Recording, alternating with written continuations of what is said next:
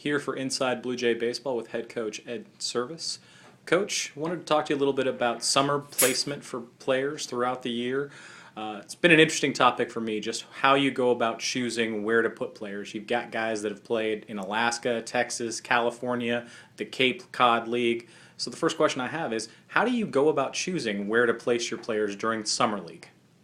First of all, the freshmen, we try to, if at all possible, place them closer to home because it's already been a tough transition for them coming out of high school to come to Omaha to play here at Creighton University. So if it's possible, we'll try to find a team that is closer to their home so their folks get an opportunity to see them as much as possible. Once they get into their sophomore and junior years, we talk to them a little bit about where they'd like to go. If we can meet their requests, we try to do that. For example, Kevin Lamb wants to play in Alaska next summer, so we've been able to do that. Jake Peter will go to the Cape Cod League, and so on. So their sophomore year, we try to get them into some of the better leagues. We spend a lot of time with placing our players in the Northwoods League, which is based in Wisconsin, Minnesota, Iowa. I would say 5 or 6 players every year will go into the Northwoods League, and then Cape Cod has been recognized as the best league for the college players to go to, and that's where Jake will go next summer. When you talk about placing, how much time is spent by you and your staff building relationship with coaches in the summer leagues to create that ability to send them where the players want? Well, this is where Coach Allen and Coach Lipari have done a very good job. Coach Allen has done this in the past, so he's responsible for placement of a lot of the players. Tom Lipari used to actually coach in the Northwoods League up at St. Cloud, so he knows a lot of the folks up there. So he's been very helpful in placing those players as well.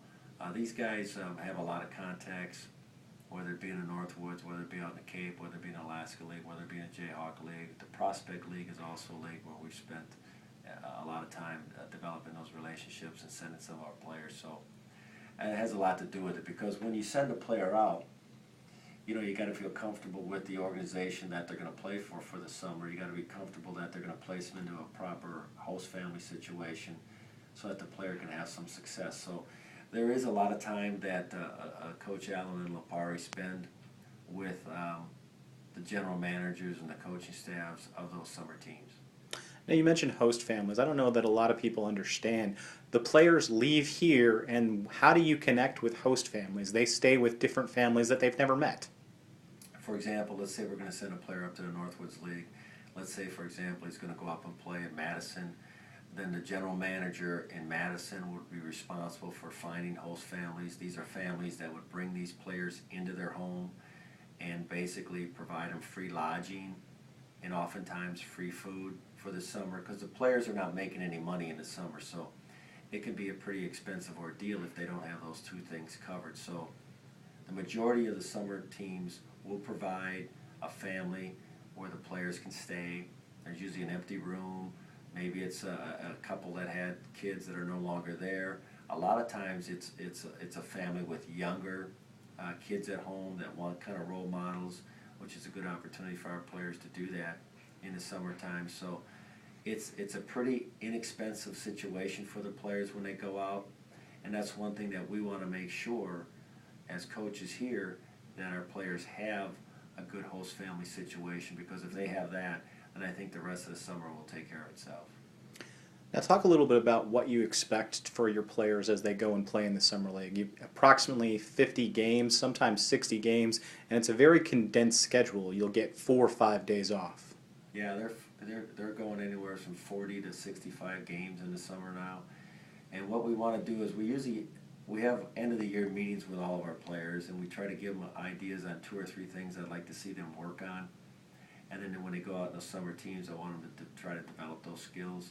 We want them to learn how to compete and continue to win, but we want to work on those 2 or 3 things. With pitchers, we're very careful with our pitchers. We're not going to send out a lot of our starting pitchers, like a Tommy Strunt, who was our #1 pitcher last year, did not go out and pitch this summer. Brian Sovo did not go out and pitch this summer. So pitchers who have pitched a lot for us in the spring, we're very careful, because with all these games, those pitchers can get overused sometimes in the summer. When we do send pitchers out, we usually send them out with a pitch kind of inning limit, and once they reach that limit, we'll encourage them to come back home. So the position players I don't worry so much about, but the pitchers we're very careful with, and that's where that relationship with the organization and the club that we send them to is very important.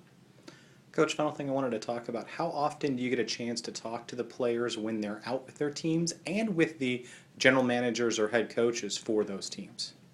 The first week I try to reach out to all of our players to make sure that their host family is going to work out, that the organization that they're with looks like it's going to be well run, it's going to be a good experience for them.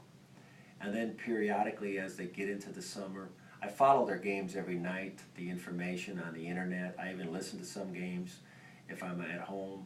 Some of the games are on webcast, so I saw several of our players play games this summer on the computer, which is neat. It's something that's kind of new. It's only been going on with some of these clubs for the last couple of years. And then I know Coach Allen does a good job in reaching out to the general managers. For example, if we got a kid that we haven't noticed that's played for a couple days, I'll reach out to the player or the general manager to find out, is there an injury that I need to be aware of? Was there some kind of a situation that took place up there? Why is the player not playing? Just so we have as much information. If there's something we can do to help, we certainly want to do that. So there's enough communication going on, but I spend the first week making sure that they're settled and that the host family is going to be a good situation for them. And then I'm fortunate that the first thing I do in the morning is I look at all the statistics of all the players that played the night before, their box scores, how well they did, and then occasionally I will call them to encourage them to continue the success that they've had, or if they're struggling, if there's something I can do to help them. All right, thanks, Coach. You bet.